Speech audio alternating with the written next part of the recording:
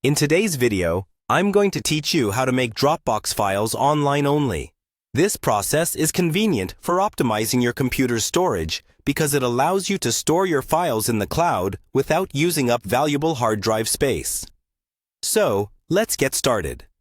First, it is essential to have the Dropbox desktop app installed and ensure you're signed in. This application is pivotal because it synchronizes your files and folders with your computer, creating an efficient workflow between your device and the cloud. If you haven't installed the app yet, head to the Dropbox website, download it, and follow the installation instructions.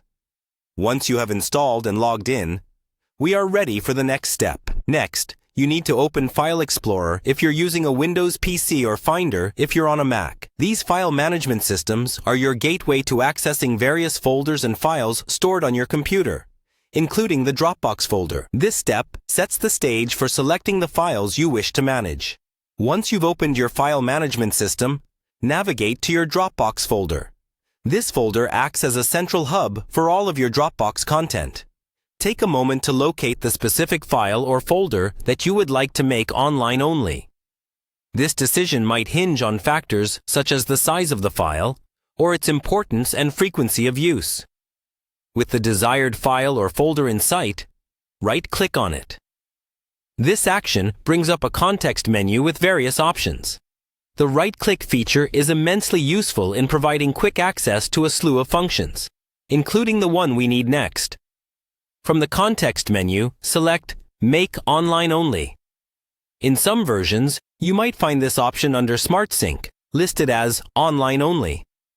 By selecting this, you're instructing Dropbox to keep the file accessible through the desktop app, but not to store it locally on your hard drive.